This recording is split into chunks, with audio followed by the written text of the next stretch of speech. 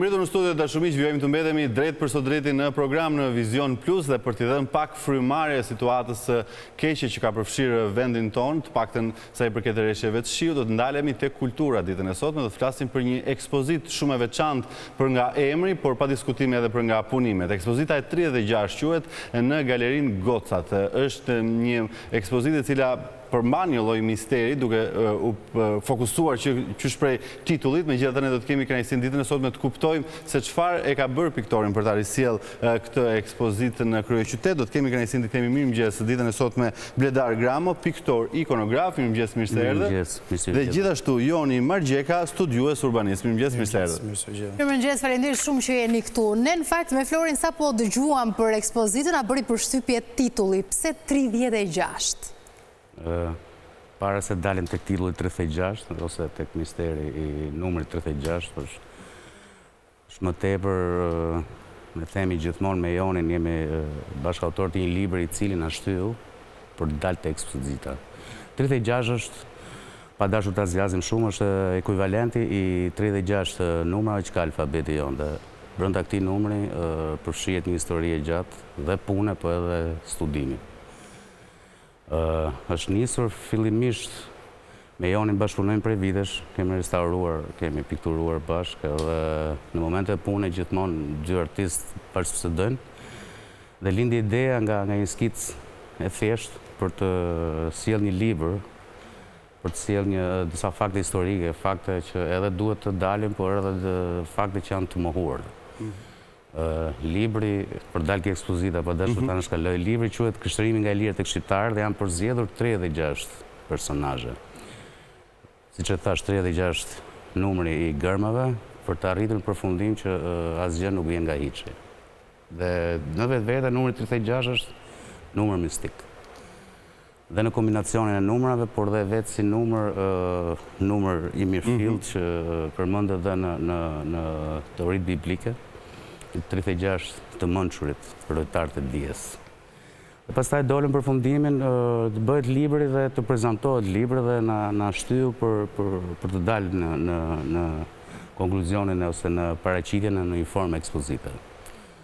Kjo ishte shumë interesante mënyra se si e shpjeguat, pra pas kanë qenë kohë të gjitha googullimet që kemi bërë ne paraprakisht për zbuluar misterin e numrit 36. Megjithatë, Joni, si janë arritur të realizohen punimet? Referuar të paktën edhe librit që ju keni dhe dispononi për ta bërë pak edhe më gjithëpërfshirëse të bisedën. Patjetër. Ky është një studim që na ka marrë gati 4 vite punë. Në fakt i gjithë ky projekt, sepse nuk është vetëm studimi i librit, shkrimi i librit dhe pikturimi i skicave të 36 personazheve nga Bledi, por puna e vazhdueshme në 4 vite për të kryer një mision dhe për të dhënë një mesazh të qartë në lidhje me trashëgiminë kulturore shqiptare dhe me personazhe të shquara të botës së krishterë, të cilët kanë dhënë një kontribut të jashtëzakonshëm për jo vetëm për kulturën shqiptare, për këtë religjon në vetvete, por edhe për gjuhën shqipe në veçantë, pasi këtu trajtohen personazhe që nga periudha ilire si Shën Jeronimi, i cili ishte i pari që përktheu Biblën në vulgatën latine për t'ia dhënë popullit masivisht, pra vulgut, dhe vazhdon deri te Arbresh dhe Italisë dhe te le të themi baballarët e teksteve të shkruara shqipe, si Gjon Buzuku, Pjetër Budi, Pjetër Bogdani, Marin Barleti, edhe deri në ditët e sotme. Pra, renditja e personazheve ka një rend kronologjik, që nga më të hershmit deri te më... Po si ndërlidhet me Ilirët, për të kuptuar pak edhe rrugëtimin më pas që ka patur edhe për krishtërimin që e përmendëm pak më parë ndër shqiptarët? Patjetër. Personazhet e trajtuara janë Ilir, Arbëror, shqiptar, por jo vetëm. Personazhi i parë që trajtohet në rend kronologjik dhe përfaqëson gërmën A, pasi ka një renditje kronologjike, por njëkohësisht edhe alfabetike, nga A-ja te Z-ja. Kështu zhvillohet libri dhe çdo kapitull nis me gërmën specifike. Personazhet ilire si Justiniani i Madh, Konstantini i Madh, i cili zyrtarizoi fenë krishterë, jo vetëm që kanë pasur origjinë ilire, por kanë patur një kontribut të jashtëzakonshëm në krishtërimin botror dhe njëkohësisht dhe vlerat që ata kanë lënë janë vlerat e jashtëzakonshme për historinë dhe për kulturën shqiptare. Ndaj janë personazhe që duhen sjellën vëmendje, duhen studiuar dhe duhen promovuar më shumë për t'u paraqitur publikut në mënyrë që të rritet ndërgjegja kombëtare dhe njohurit mbi këto personazhe. Tani, kam përshtypjen që teknika e përdorur nuk është një teknikë normale të pikturuarit, referuar edhe pamjeve që na kanë ardhur nga aparatorët. Është më tepër është teknik i parafrohet gravurës në pen letër. Por mjeti që është përdorur është një lloj skicimi pa hikur nga kornizat e skicimit mesjetar bizantin krishter, i cili në vetvete është skicim linear, pra është dydimensional.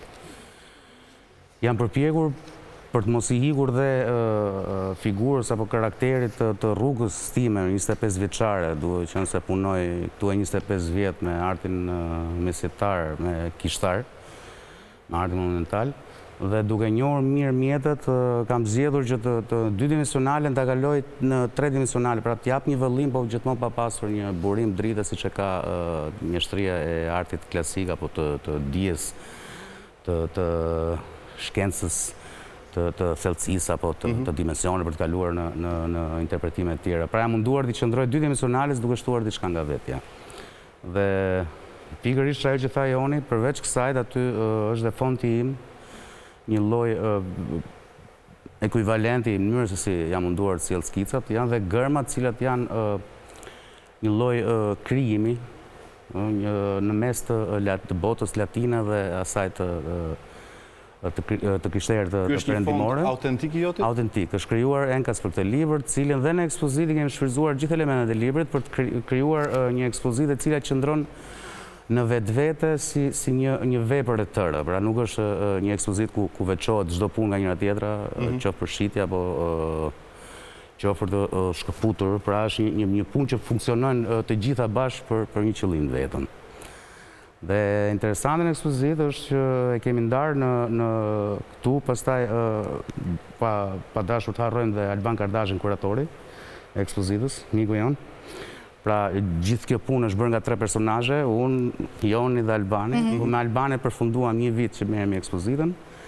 Dhe e kemi ndarë në 2 salla, ku një sallë është tempulli i gjuhës shqipe, ku janë gjithë personazhet të krijoni idenë e një kishe që i përulen të sa përfron zuarit, pra është një alegori e gjitha aty brenda, që është Skënderbeu në fund, dhe ka 2 kolona ideja e hyrjes të një tempulli dhe ndriçohet, dhe ndriçimi nuk vjen nga lart, po vjen nga gërmat të cilat janë vendosur poshtë punëve. Dhe gërmat që janë në fondin e librit, siç tha dhe Joni që çdo kapitull fillon me një gërm, me rend kohor po alfabetik. Dhe çdo punë ndriçohet, pra është një instalacion i madh, ku çdo punë ndriçohet tashmë nga poshtë dhe nga gërmat që dalin nga poshtë, gërmat e harruara apo gërmat e mohuara. Janë 2 ambiente në cilën është kjo është pjesa e tempullit, salla e kuqe e themi, në mënyrën tonë të brendshme, po është tempulli i gjuhës shqipe. Ana tjetër është rrugtimi se si bëhet një punë, duke filluar nga pika, nga një dimensionalja, pra në një linjë, pastaj në një objekt, sepse ka dhe instalacione brenda, ka dhe video. Ka një video wall aty që është 5:2, është goxha i madh për të parë gjithë procesin dhe çdo gjë është lidhur me 36 minuta. Pra 36 minuta video, por ka dhe një element tjetër ekspozita. Ndërkohë që shef të 2 sallat, në njërin sallë se si funksionon, se si ekzekutohet një punë për të nisur nga pika 0, për të arritur tek tempulli që ana e ideologjisë apo e hynorës. Të 2 sallat zotërohen nga një kolon zanore 36 minuta prap, kur janë të 36 personazhet që kanë monologjet e tyre dhe flasin nga 15 me 30 sekonda, ku janë dhe personazhet njohur të teatrit apo të televizionit, të cilët na kanë ndihmuar shumë në këtë projekt, duke na falur zërin e tyre të mrekullueshëm dhe punën që kanë bërë për të realizuar. Pra aty janë mi munduar të përdorën gjitha shisat preken, sepse me vullat ti mund të shnosh emrin tek pjesa e sallës së ekzekutimit.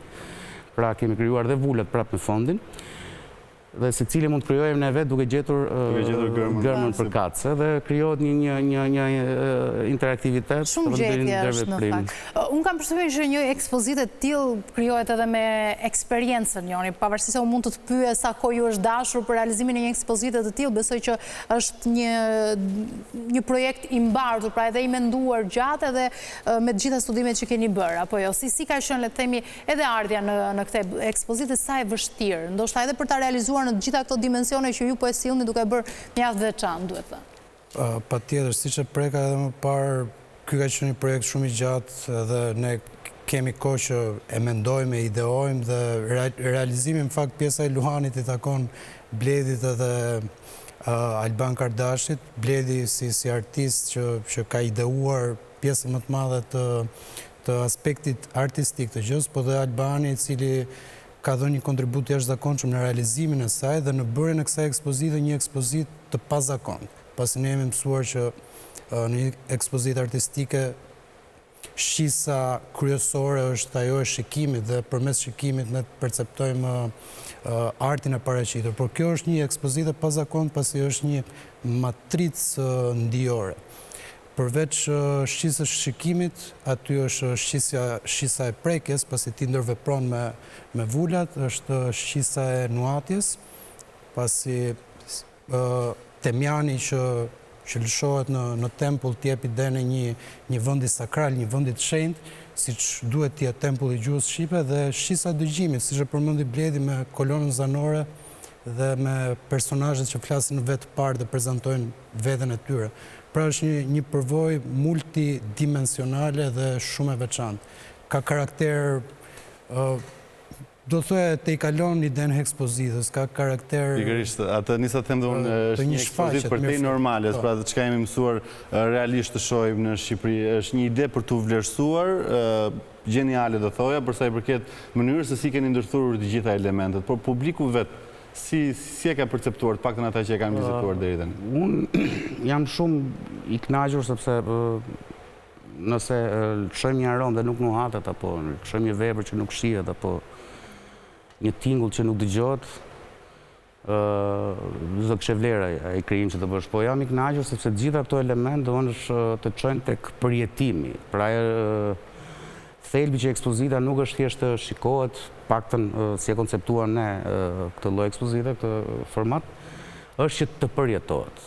Pra dhe aty hynë dhe tekstet kuratorial, duhet falenderojmë dhe profesor Gazlekën, Ardit Bidon dhe Joni dhe Alban Kardashin, janë disa tekstet që janë vendosur para se të fillohet. Pra është një lloj manuali pa qenë manual. Duke lexuar tekstet, ti merr shihen dhe fillon të kupton pse është ajo gjë. Dhe pastaj kur arrin dhe bën gjithë ciklin e plot, ti atëre përjeton. Dhe ka marrë shije shumë të mirë. Dhe na vjen mirë për këtë. Deri kur do të jetë e hapur ekspozita? Është e hapur deri në 31 janar. Është deri në fund janarit. Tek Galeria Goca. Interesante, në fakt. Unë do doja shumë që përpara se ta mbyllim këtë intervistë dhe me komplimentet maksimale për idenë dhe për gjithë punën që keni realizuar, ta mbyllim me një thënie e cila është, le të themi, në fund të librit që ju keni realizuar, si një postulat që duhet ta ketë, besoj, çdo artist me punën që bën. Ajo për cilën jam i sigurt është që gjithmonë përpiqem të jap maksimumin tim që të realizoj qëllimin atë madhor të çdo kujt për të lënë si trashëgimi, apo të kalojmë në duart e brezave që vinë atë çka zotrojmë, dijen dhe dritën, duke dalë një përfundim. Brezat që do të vinë, do të na gjykojnë për atë çka do të lëmë dhe jo për atë çka do të marrim nga kjo botë. Sa e bukur ishte. Ishte forma e duhur për ta mbyllur këtë bisedë. Faleminderit shumë, edhe ju profesor realisht për punën që keni bërë me këtë ekspozitë. Ishte kënaqësi edhe për ne. Faleminderit patjetër. Do të shkojmë në publicitet, rikthehemi pas pak.